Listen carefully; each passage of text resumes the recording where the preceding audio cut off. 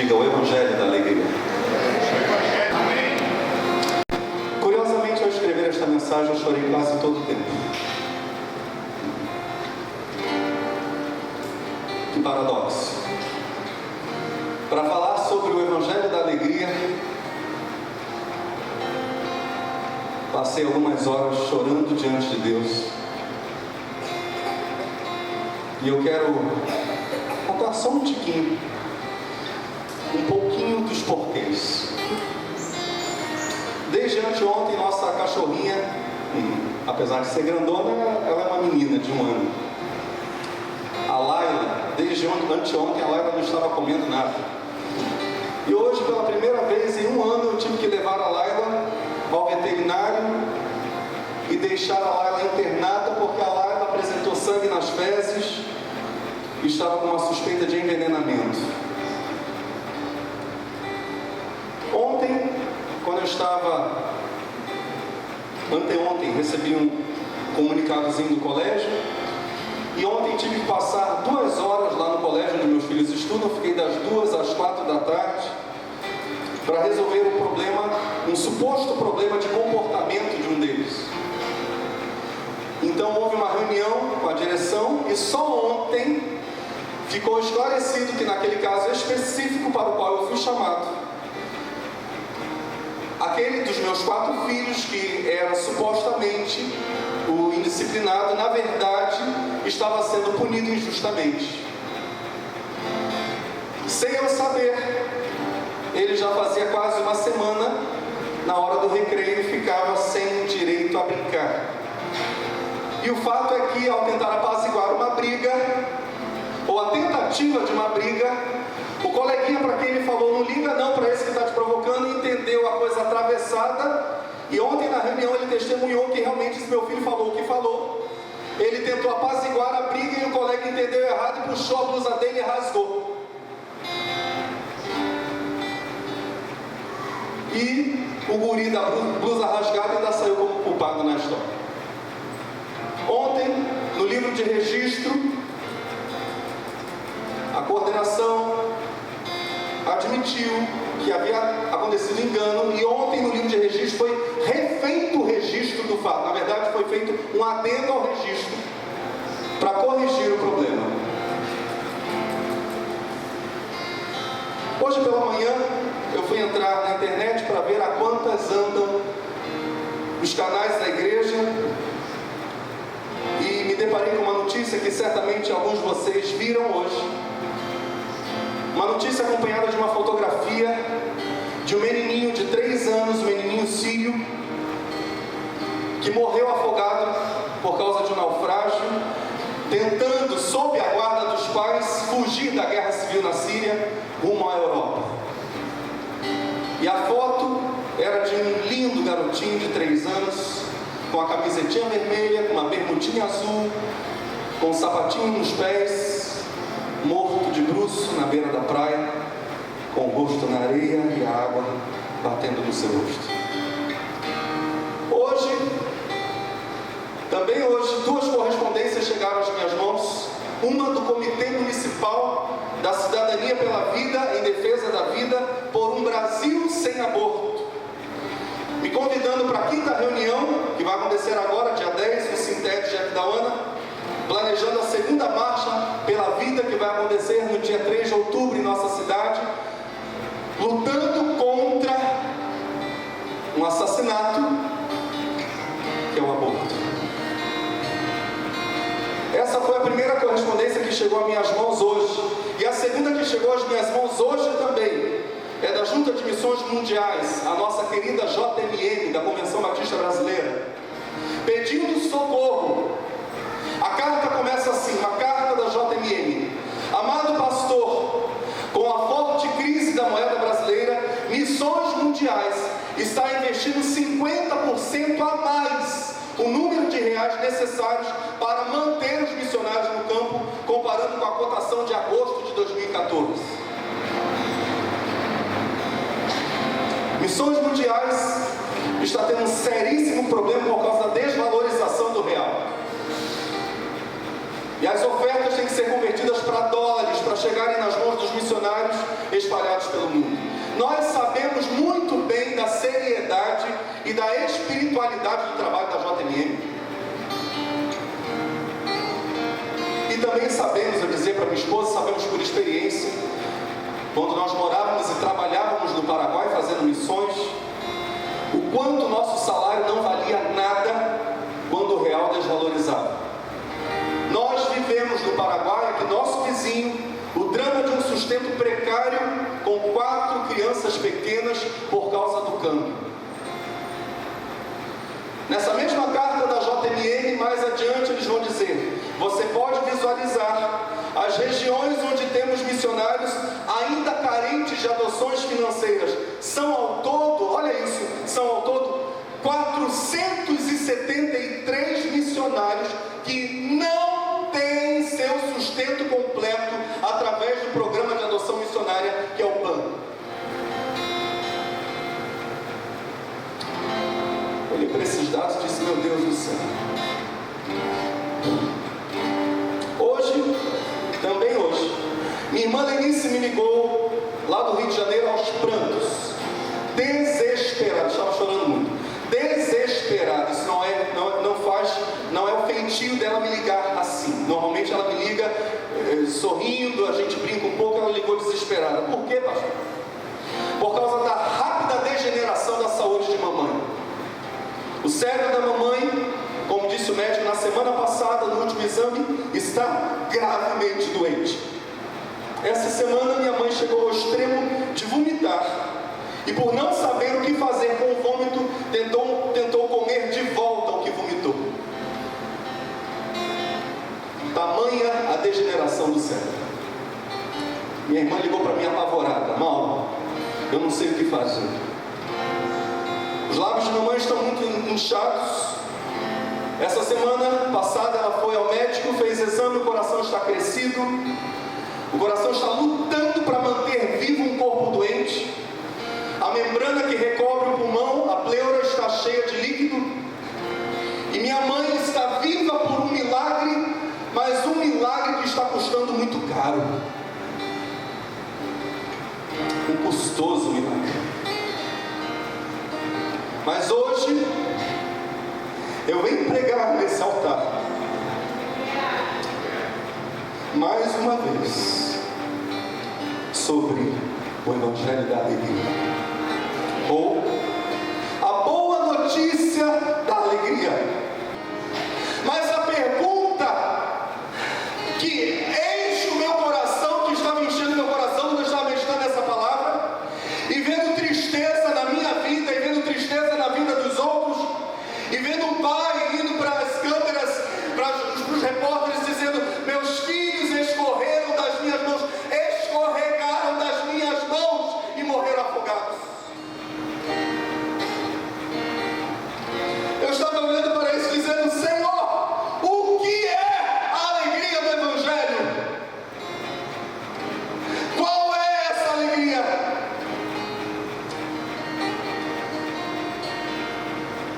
O que o Senhor tem para nós num mundo tão conturbado, tão devastado pelos efeitos do pecado? Nós precisaremos responder hoje a 2 perguntas básicas: o que é o Evangelho e o que é a alegria? Eu não quero recorrer às definições de dicionário. No domingo passado eu fiz isso e já mostrei minha inconformação. Eu quero recorrer à poesia. Eu preciso, juntamente com vocês, de verdades, mas não de verdades frias. Nós precisamos de verdades que ultrapassam o universo acadêmico, frio e meramente intelectual. Nós precisamos de verdades quentes que aqueçam o nosso coração, tanto ao falar do Evangelho quanto ao falar de alegria. Nós precisamos de uma poesia vinda lá do alto, nos inspire nessa noite. Eu quero começar falando de um Targum. Targum, no judaísmo, é o nome dado às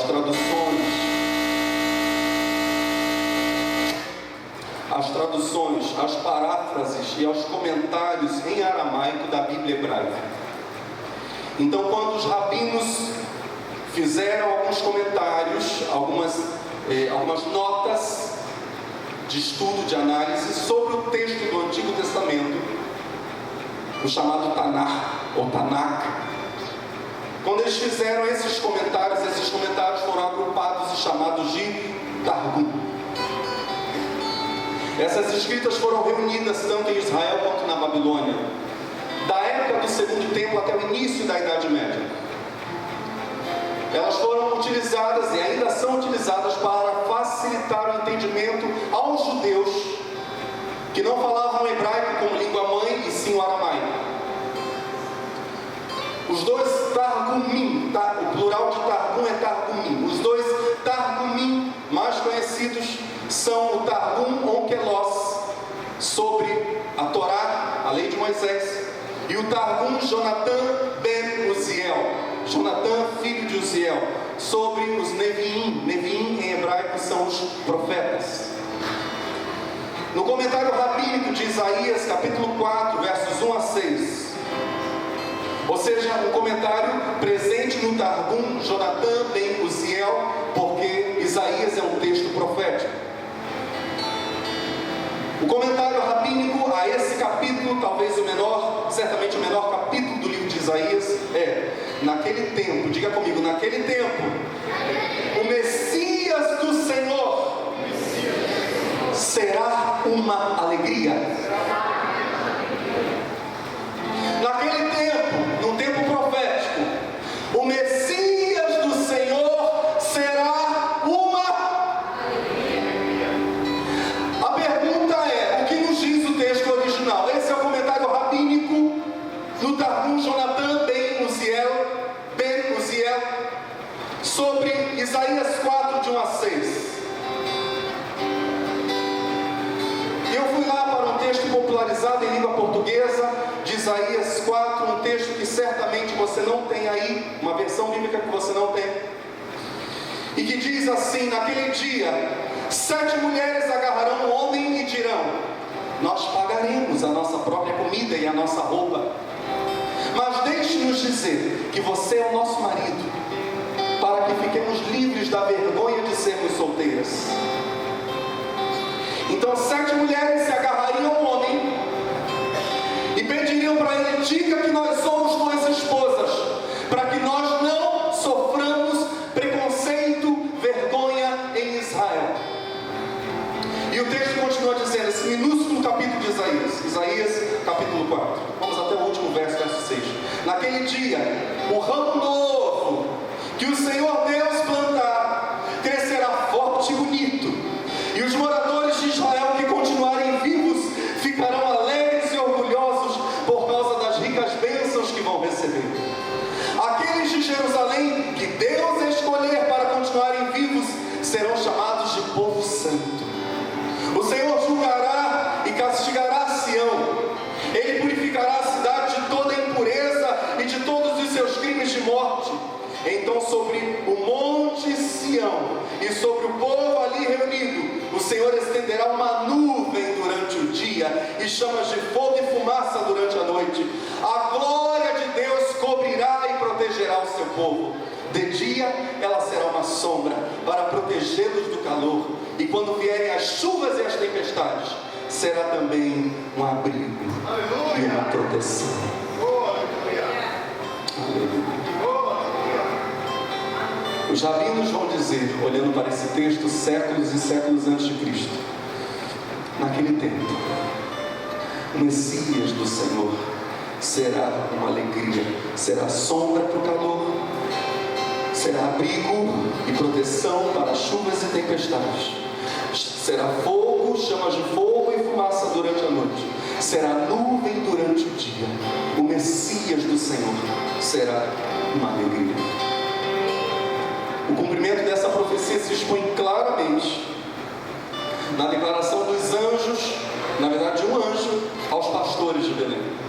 Em Lucas 2, a partir do verso 8 até o verso 11, a Escritura vai dizer: havia pastores que estavam nos campos próximos, no caso de Belém. Havia pastores que estavam nos campos próximos e durante a noite tomavam conta dos seus rebanhos. E aconteceu que um anjo do Senhor apareceu-lhes, e a glória do Senhor, diga comigo, a glória do Senhor, e a glória do Senhor resplandeceu ao redor deles e ficaram aterrorizados. Mas o anjo lhes disse: não tenham medo, estou trazendo boas novas de grande alegria para vocês, que são para todo o povo. Hoje, na cidade de Davi, nasceu o Salvador, que é Cristo, o Senhor. Isto servirá de sinal para vocês: encontrarão um bebê envolto em panos e deitado numa manjedoura. De repente, uma grande multidão do exército celestial apareceu com um anjo, louvando a Deus e dizendo, vamos dizer isso juntos: glória a Deus nas alturas e paz na terra aos homens aos quais Ele concede o seu favor. O anjo diz: estou trazendo boas novas de grande alegria para vocês, que são para todo o povo. Hoje, na cidade de Davi, nasceu o Salvador, que é Cristo o Senhor. O que o anjo está dizendo, na verdade, para os pastores é: estou apresentando para vocês agora a boa notícia, a alegria da boa notícia, a boa notícia da alegria. Estou mostrando para vocês agora a alegria do Evangelho. Qual é a alegria do Evangelho? A alegria do Evangelho é a suprema alegria.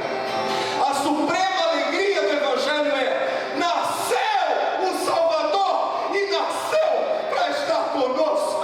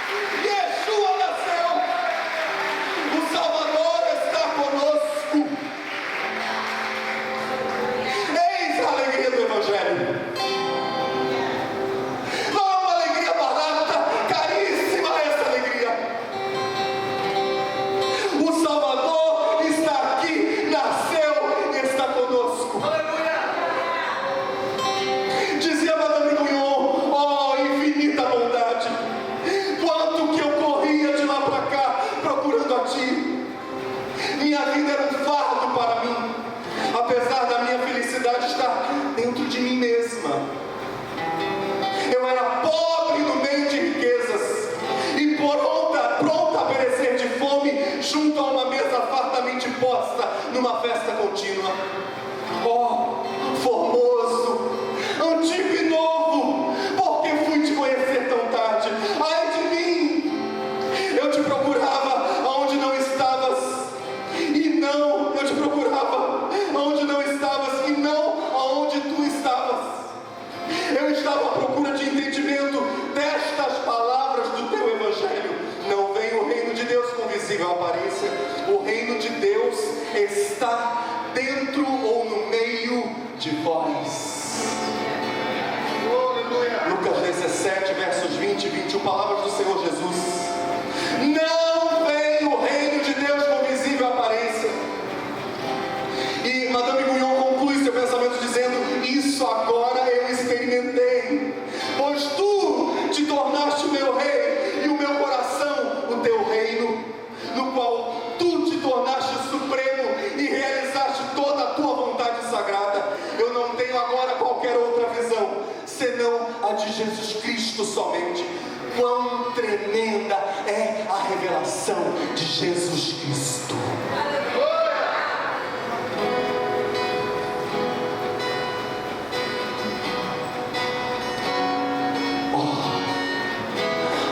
Mistério tremendum et fascinans. Diriam os teólogos contemporâneos: ó, mistério tremendo e fascinante. Ó, o encontro com o Deus santo e transcendente, um Deus que está muito além e acima de mim, um outro ser, mas um outro que é totalmente outro, a quem eu posso tocar, mas que eu não posso controlar, não posso capturar. Mistério tremendo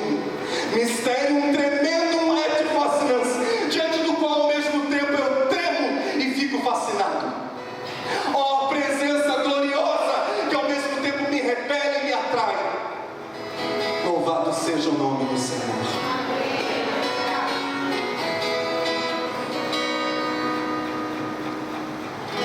A alegria do Evangelho é Cristo.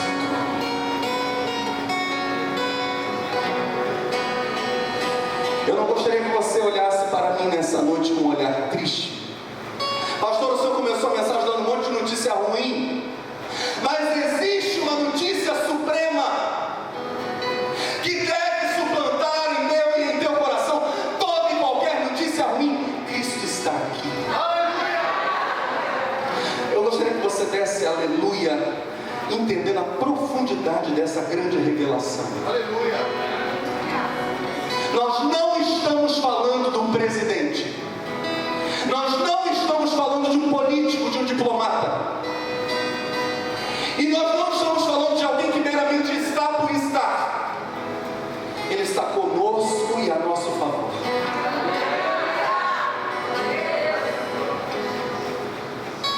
Conosco por nós, e sobretudo conosco em nós, junto conosco, religando em nós todas aquelas teias, todas aquelas conexões que foram rompidas por causa do pecado.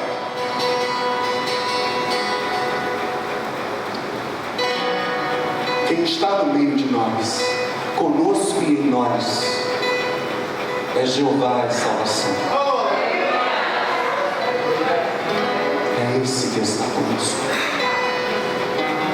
Hoje nós temos uma visão muito utilitarista da existência, muito mercenária, essa é a verdade, na qual as pessoas são medidas apenas e tão somente por aquilo que aparenta ser sucesso e que muitas vezes é derrota. Recentemente uma senhora chegou a um pastor e disse assim: pastor, na história de Caim e Abel, para mim, o vencedor é Caim. Porque Caim, diz a Bíblia, edificou uma cidade e constituiu família. Abel não conquistou nada, não edificou nada, apenas morreu.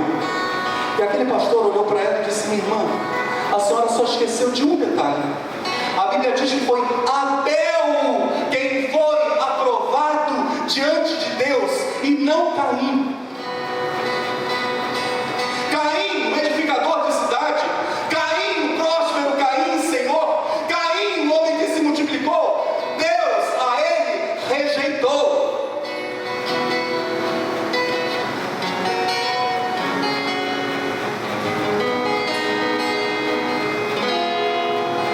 E aquele pastor dizia: o grande detalhe é que o Evangelho de Jesus Cristo tem como centro, como alvo, Jesus Cristo e não coisas. Glória a Deus. Amém? Mas há hoje um ensino altamente materialista, entranhado até na fé. Até na fé as pessoas são medidas por coisas e não por um andar com Deus, não por um ser aprovado por Deus. Não. Quero lhes contar um pouquinho da história de Jean-Marie Bouvier de la Mort Guyon, conhecida apenas como Madame Guyon. Essa mulher viveu de 1648 a 1717, num mundo altamente secularizado, influenciado pelo iluminismo, e é conhecida como uma francesa mística. Esse místico aqui não tem nada a ver com misticismo, é ligado a mistério. Uma mulher que amava o Mysterium Tremendum et Fascinans. Madame Guyon, a mística francesa e escritora, foi figura central nos debates teológicos do século XVII na França, porque ela defendia publicamente uma crença chamada quietismo. Quietismo, que era o quietismo? A crença de que se deve aceitar calmamente o que acontece e não se deve tentar mudar as coisas. Deve-se aquietar, quietismo. Madame Guyon nasceu numa França altamente corrompida,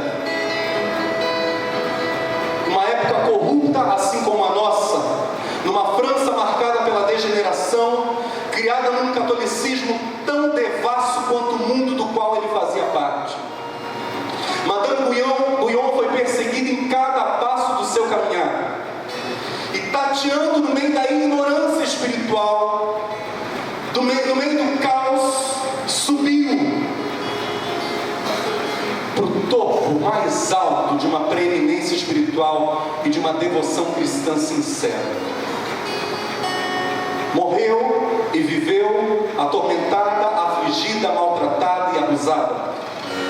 Foi aprisionada por anos pelas mais altas autoridades da igreja. O seu único crime era amar a Deus sobre todas as coisas.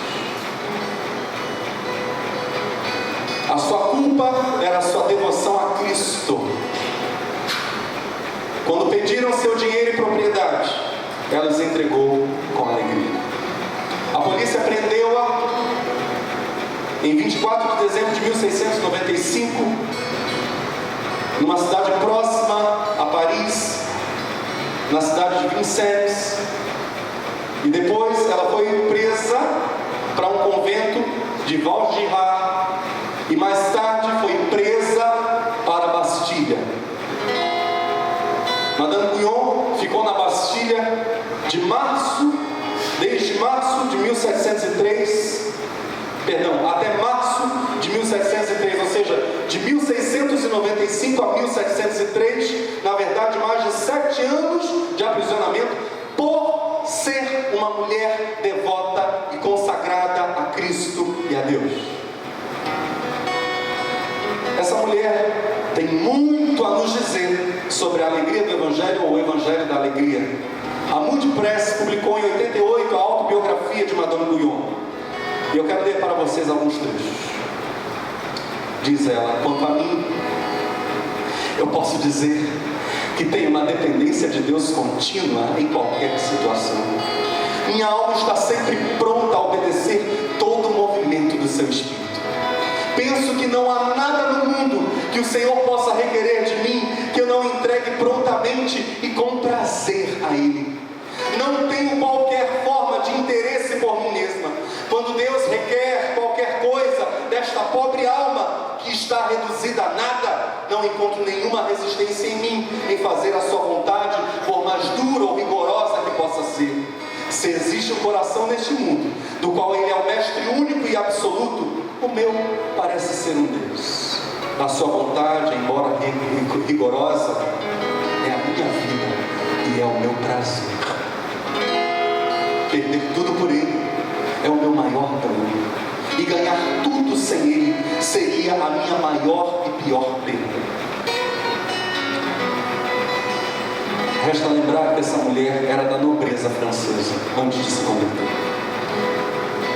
Enquanto eu era prisioneira em Vincennes, diz ela, cidade próxima a Paris, e o senhor de la Reine me interrogava, eu passava o meu tempo em grande paz, contente de passar o resto da minha vida lá na prisão, se tal fosse a vontade de Deus.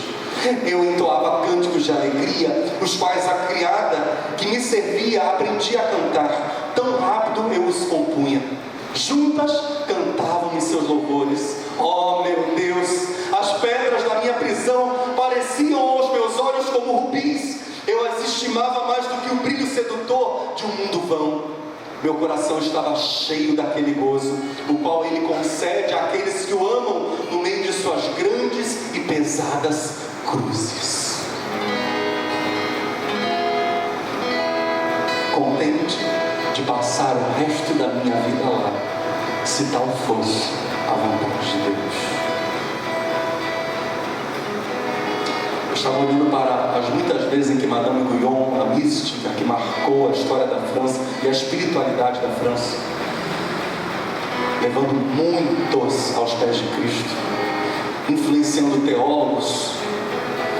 Eu estava olhando para as várias vezes em que essa mulher fala de prazer de estar com Cristo, de prazer de viver com Ele em qualquer lugar. Eu estava dizendo, meu Deus, não dá para pensar em prazer sem associar a ideia de prazer à alegria.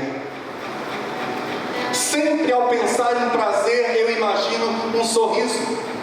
Seja o prazer de se concluir um curso, seja o prazer de se terminar um bom livro, de viver um romance, de receber um elogio, de comer alguma coisa deliciosa.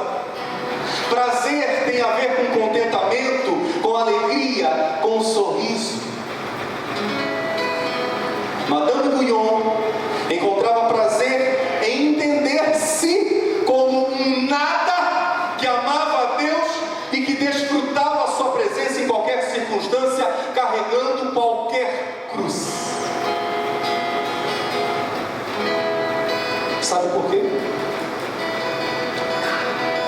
Porque ela seguia ao Cristo da cruz. E então as cruzes que o Cristo da cruz nos entrega sempre são acompanhadas do próprio Cristo. Amém? Eu vou repetir. O grande segredo é que ela seguia o Cristo da cruz, como diz o apóstolo Paulo. Nós pregamos a Cristo e este crucificado. E aí Madame Guyon olha para a cruz e diz: eu sigo ao Cristo da cruz. Então quando eu recebo minhas cruzes, eu sei que junto com elas eu também recebo o meu Cristo. Mais real ele fica para mim, pois ele é mesmo, como disse Paulo, o Cristo da cruz. O Evangelho é o Evangelho da cruz.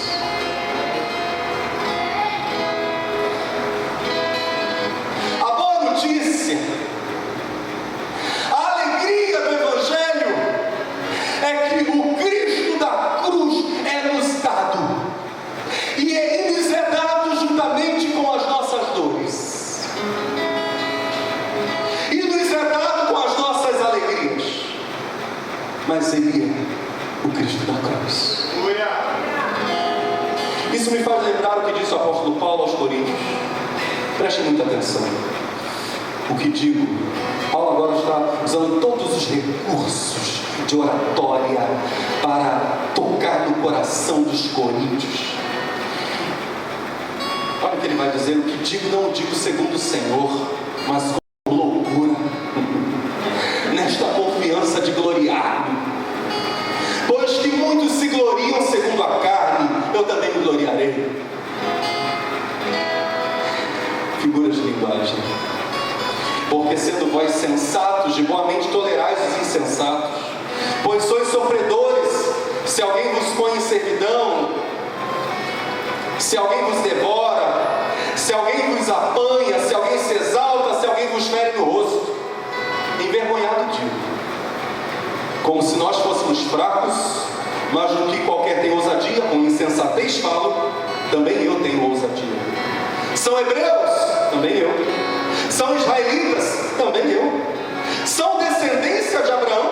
Também eu. São ministros de Cristo? Falo como fora de mim, estou doido. Eu ainda mais. Em trabalhos, muito mais. Em açoites, mais do que eles. Em prisões, muito mais. Em perigo de morte, muitas vezes. Recebi dos judeus 5 quarentenas de açoites menos 1. 3 vezes fui açoitado com varas, uma vez fui apedrejado, 3 vezes sofri naufrágio, uma noite e um dia passei no abismo, em viagens muitas vezes, em perigos de rios, em perigos de salteadores, em perigos dos da minha nação, em perigos dos gentios, em perigos na cidade, em perigos no deserto, em perigos no mar, em perigos entre os falsos irmãos, em em trabalhos e fadiga, em vigília muitas vezes, em fome e sede, em jejum muitas vezes, em frio e nudez, além das coisas exteriores, e oprime cada dia o cuidado de todas as igrejas. Quem enfraquece, que eu também não enfraqueça? Quem se escandaliza, que eu não me abrace? Se convém gloriar-me-ei no que diz respeito à minha fraqueza. O Deus e Pai de nosso Senhor Jesus Cristo, que é eternamente bendito, sabe que não minto. Em Damasco, o que governava sobre o rei Aretas pôs guardas às portas das cidades dos damascenos para me prenderem, e fui descido num cesto por uma janela da muralha, e assim escapei das suas mãos. Em verdade que não convém gloriar, mas passarei as visões e revelações do Senhor. Lá vai ele com mais figuras. Ele não vai parar de defender seu ministério, não. Conheço um homem em Cristo que há 14 anos, se no corpo não sei, se fora do corpo não sei, Deus o sabe, foi arrebatado ao terceiro céu. E sei que o tal homem, se no corpo não sei, se fora do corpo não sei, Deus o sabe, foi arrebatado ao paraíso. E ouviu palavras inefáveis, que ao homem não é lícito falar. De alguém assim me gloriarei, mas de mim mesmo não me gloriarei, senão nas minhas fraquezas. Porque se quiser gloriar-me, não serei nécio, porque direi a verdade. Mas deixo isto, para que ninguém cuide de mim mais do que em mim vê ou de mim ouve. E para que não me exaltasse pela excelência das revelações, a que ele revela que ele era o tal homem, foi-me dado um espinho na carne, a saber, um mensageiro de Satanás para me esbofetear, a fim de não me exaltar. Acerca do qual 3 vezes orei ao Senhor para que se desviasse de mim, e disse-me: a minha graça te basta, porque o meu poder se aperfeiçoa na fraqueza. De boa vontade, pois, me gloriarei nas minhas fraquezas, para que em mim habite o poder de Cristo. Por isso sinto prazer nas fraquezas, nas injúrias, nas necessidades, nas perseguições, nas angústias por amor de Cristo. Porque quando estou fraco, então sou forte.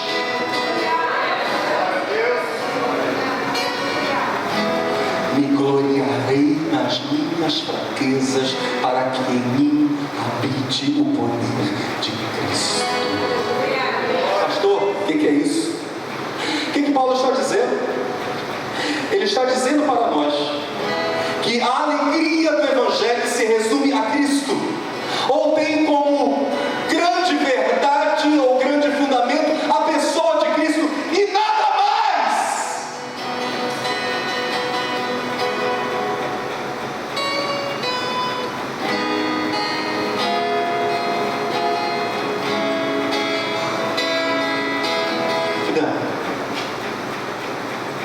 Se você veio para Cristo para ter grana,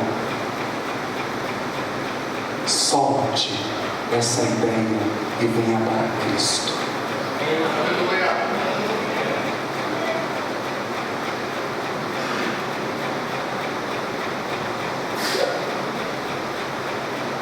Se alguém aqui está no Evangelho para ter fama e para ser bem sucedido, esqueça. Cristo não é um trampolim para nada. Cristo é o absoluto. Aleluia. Ele é o fim. Aleluia. Ele não é o meio da linha, ele é o fim da linha. Ele é o alvo. O alvo é Cristo.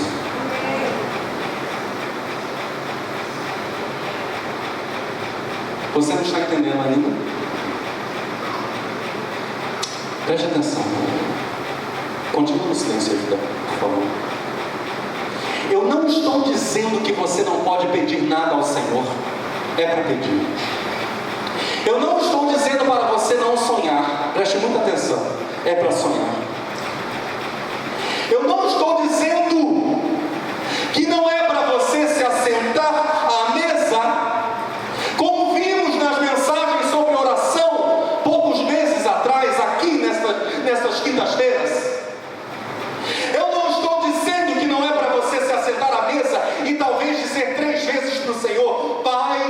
possível, passa de mim este cálice. Jesus o fez.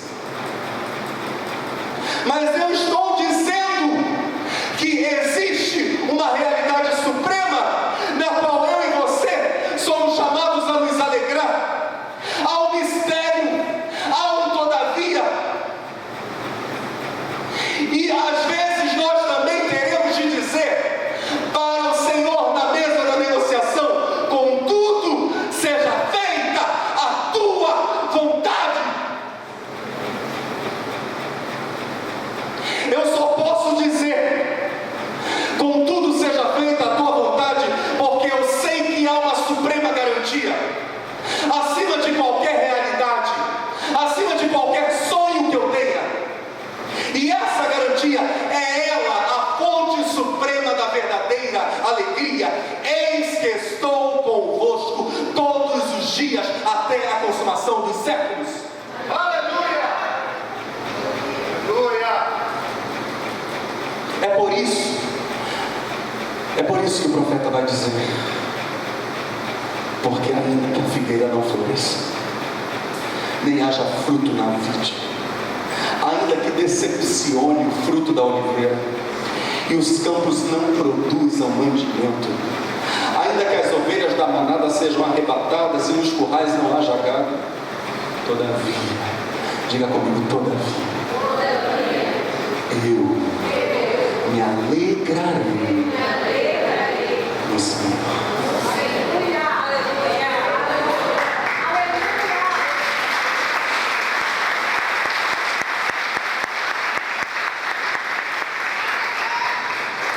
Isso não é dito com pesar, isso é dito com prazer.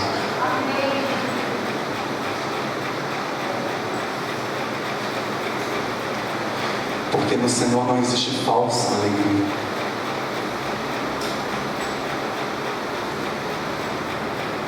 Está entendendo? Ninguém olhe para a oração de Abacuque como um lamento. Não é. É uma declaração de confiança e de alívio. É nesta verdade que a alma humana, e só nesta verdade, que a alma humana encontra sossego.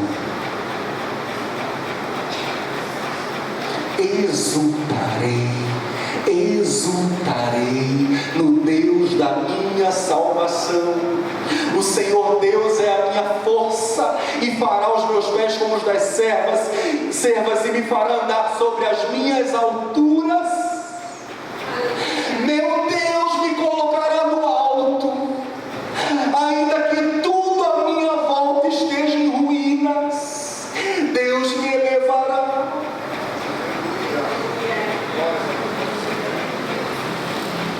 Certa vez uma pessoa disse para mim assim: vai chegar um tempo de perseguição da igreja. Eu disse: você está dormindo, você está sonhando. Mais de 250 milhões de cristãos hoje fazem parte da igreja perseguida. Quem disse que não está havendo perseguição ainda não chegou aqui. Mas há um ranking de 50 países catalogados pela missão Portas Abertas, onde o cristianismo está sendo tratado a ferro e a fogo. Ser cristão tem um preço altíssimo. Não é a maré mansa que a gente tem aqui no Brasil, graças a Deus pelos tempos que estamos vivendo. Amém. Há cristãos que estariam aqui dizendo: Jesus Cristo é tudo para nós e Ele é suficiente. Glória a Deus. Está difícil dar amém hoje, né?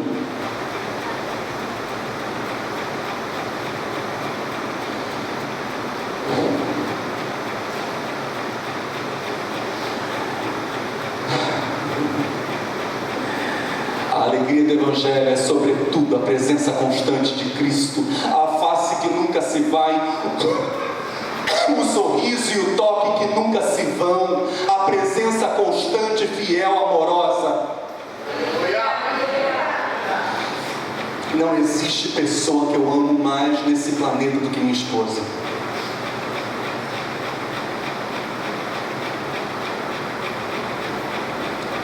tranquilamente eu morreria por ela.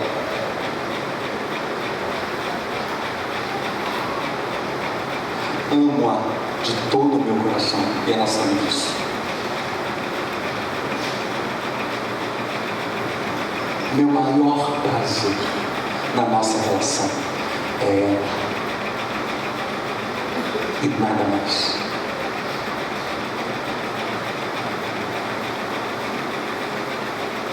E ela, como minha esposa, figura muito bem a relação da igreja com Cristo. Quando nós chegamos aqui, cantamos e ofertamos e fazemos qualquer coisa para o Senhor, nós apenas estamos pegando uma coisa que vem da mão dele e devolvemos para ele. Quando ela compra um presente para mim, ela pega o salário que eu recebo e compra o presente, eu passo o dinheiro, ela compra. Ela pegou da minha mão e devolveu para mim.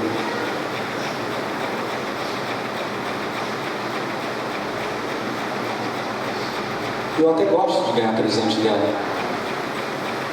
Gosto. Mas o que eu mais amo é tê-la. Isso é o Evangelho. Quantos têm a Cristo? Você tem a Cristo? Isso nos enche de prazer e de alegria. Aleluia, aleluia. Mergulhar nele. Cristo.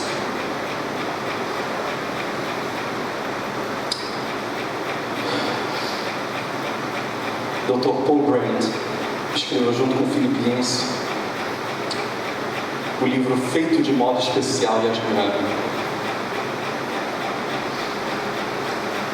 E ele conta uma história que ilustra muito bem esse toque de Cristo, esse sorriso, essa presença. Vocês estão comigo diante do Senhor hoje? Estamos juntos? Diz o Dr. Paul Brand, hoje um ancião: eu era um médico recém-formado, dando plantão noturno em um hospital de Londres, quando fiz a minha primeira visita à senhora Twig, de 81 anos de idade. Quantos anos?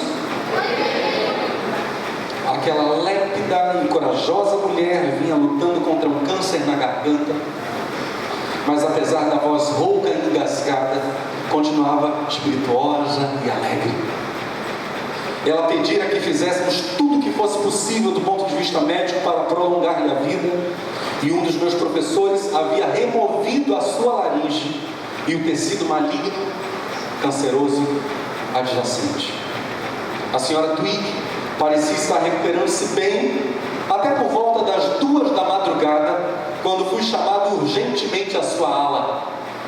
Ela estava sentada na cama, inclinada para a frente, com sangue escorrendo pela boca. Um terror violento enchia-lhe os olhos. Imediatamente percebi que uma artéria na parte posterior da garganta havia sido perfurada.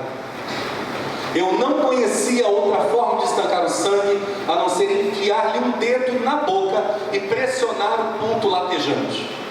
Segurando-lhe o queixo com uma das mãos, explorei com o indicador o fundo da garganta escorregadia até encontrar a artéria e estancá-la com a pressão do dedo.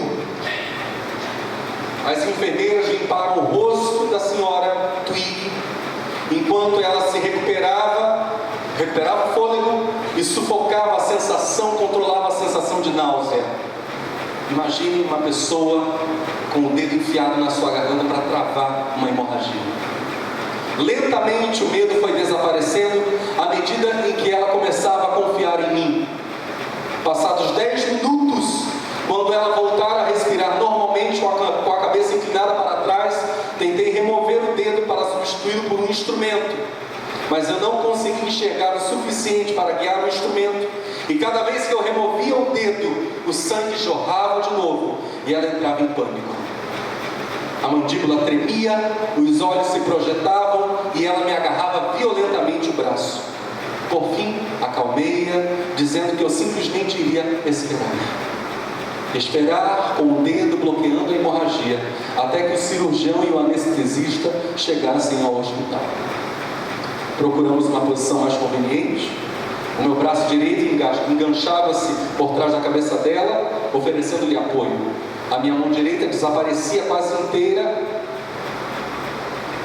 dentro de sua boca contorcida.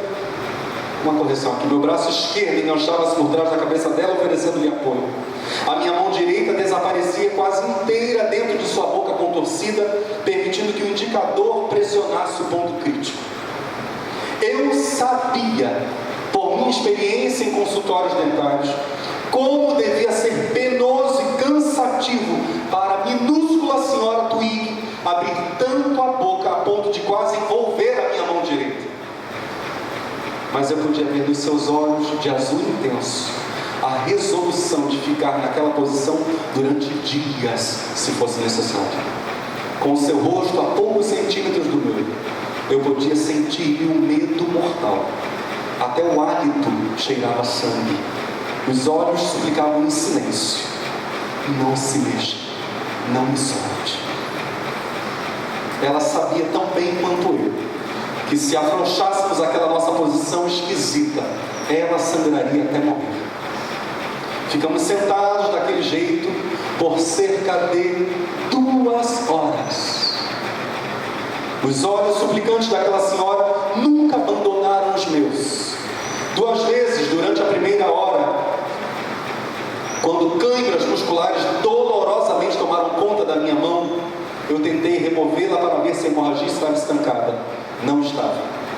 E assim que a senhora Twig sentiu o jato de líquido quente subindo na garganta, ela me apertava o ombro ansiosa. Nunca saberei, diz Dr. Paul Brandt, nunca saberei como sobrevivi àquela segunda hora. Meus músculos gritavam agoniados. A ponta do indicador ficou totalmente entorpecida. Pensei em alpinistas que seguram parceiros durante horas suspensos por uma corda. Neste nosso caso, os 10 centímetros de um dedo com cãibra, tão entorpecido que eu mal podia senti-lo, eram o fio que não permitia a perda de uma vida. Eu, um médico recém-formado, com menos de 30 anos de idade, e aquela senhora de 81 anos, nos agarrávamos um ao outro com força sobre-humana, porque não tínhamos escolha. A sobrevivência dela dependia disso. O cirurgião chegou. Os assistentes prepararam a sala de operação e o anestesista as substâncias químicas. A senhora Twig e eu, ainda presos naquele estranho abraço, fomos levados para a sala de cirurgia. Ali, estando todos apostos com seus instrumentos reluzentes, eu retirei lentamente o dedo da garganta dela. Não senti nenhum fluxo de sangue. Seria porque o meu dedo já não podia sentir? Ou será que o sangue, depois de 2 horas de pressão, coagulara? Retirei a mão da boca da senhora Twig, e mesmo assim ela respirava sem dificuldade. A mão dela continuava agarrada ao meu ombro, e os olhos permaneciam fixos no meu rosto. Entretanto, aos poucos, no início de forma quase imperceptível, os cantos dos seus lábios machucados e repuxados voltaram-se para cima, desenhando um sorriso. A coagulação tinha vencido. Ela não podia falar, não tinha laringe, mas não precisava de palavras para expressar sua gratidão. Ela sabia quantos meus músculos haviam sofrido. Eu conhecia as profundezas do seu medo. Durante 2 horas, naquela sonolenta aula hospitalar, nós dois quase nos tornamos uma só pessoa. E eu quero finalizar. A evocação daquela noite com a senhora Twig representa para mim quase uma parábola das conflitantes tensões do desamparo humano e do poder de Deus. Nesse caso, o meu treinamento médico valeu muito pouco. O que interessava era a minha presença e a minha disposição de reagir estendendo a mão e estabelecendo contato com aquele ser humano.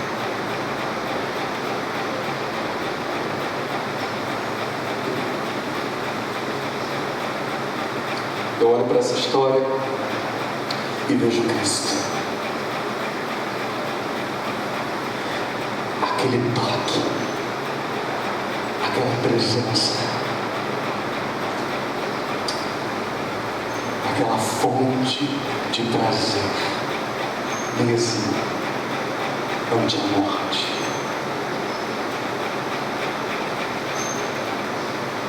Esta semana, na segunda-feira, aproveitei a minha folga e fiz algo que às vezes faço, não sempre.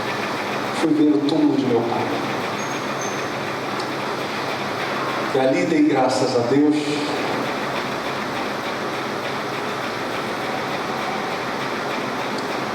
E ali disse para o Senhor: Senhor,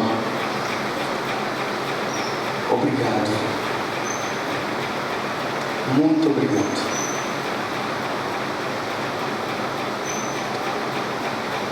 Muitas vezes o que nós precisamos é de uma presença.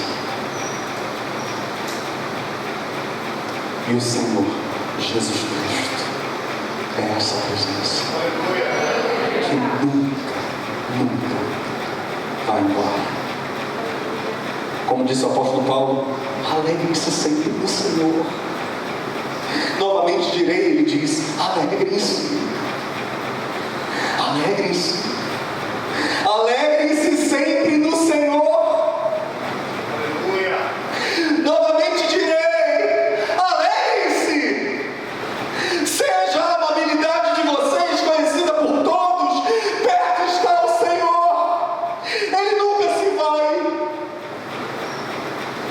Não andem ansiosos por coisa alguma, mas em tudo, pela oração e súplicas e com ação de graças, apresentem seus pedidos a Deus, e a paz de Deus, que excede todo entendimento, guardará o coração e a mente de vocês em Cristo Jesus. Alegrem-se no Senhor. Yeshua nasceu, Yeshua está aqui, e Ele nunca irá embora. Ele sabe como tocar, Ele sabe como falar, Ele sabe onde chegar, Ele sabe abraçar, Ele sabe fortalecer, Ele põe você no alto. Alegre-se em Yeshua.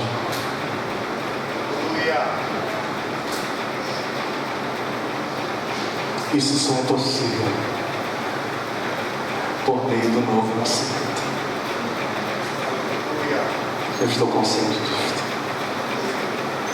Mas nessa noite, Yeshua está aqui para salvar o seu povo dos seus pecados. E Ele salvará o seu povo dos seus pecados. E Ele vai se tornar o centro da vida, porque Ele é o centro de tudo. Olhe para o Senhor e diga, alegre-se no Senhor. Agora erga a sua voz para o seu irmão e diga, alegre-se no Senhor.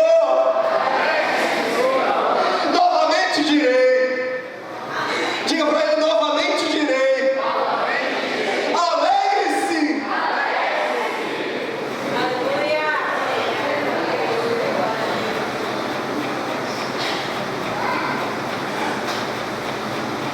Eu quero encerrar essa mensagem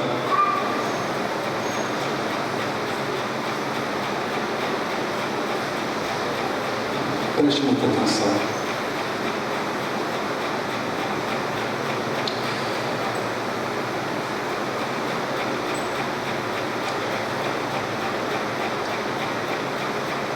Há 31 anos, lá na primeira igreja batista de Honório Gurgel, eu fui batizado.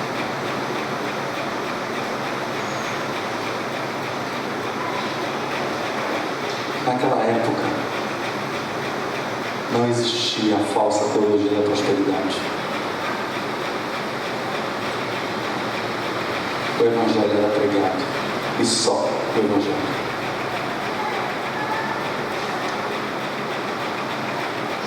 Eu cresci ouvindo o Evangelho. E ouvindo o Evangelho, o meu coração foi completamente capturado pela pessoa de Jesus de Nazaré.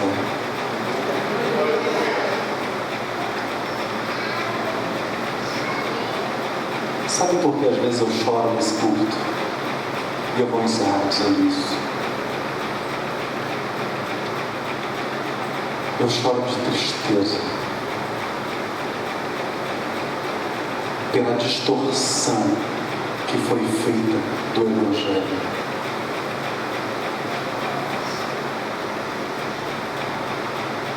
E mamon e um monte de coisas hoje competem ou querem competir no coração dos chamados crentes com Jesus de Nazaré. Peça o que você tem que pedir, mas ame Jesus de Nazaré. Beije, exalte, adore, porque no final só haverá Ele e mais nada. Só você e Ele. Só eu e Ele. Ele é tudo. Ele é tudo. Aleluia!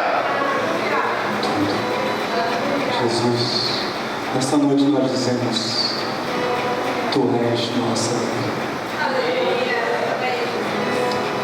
Não uma distorção de evangelho, não uma mentira, mas Tu.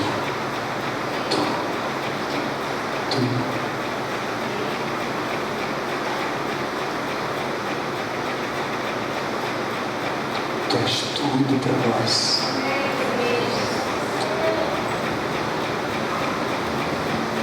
Tudo.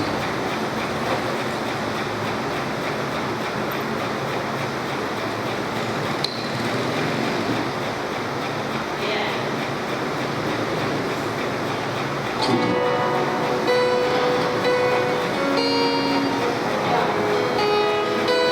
Fale com Ele. Converse com Jesus. Ele é a alegria do Evangelho. E o Evangelho é o Evangelho de Jesus. É a boa notícia de Jesus, é a boa notícia da alegria.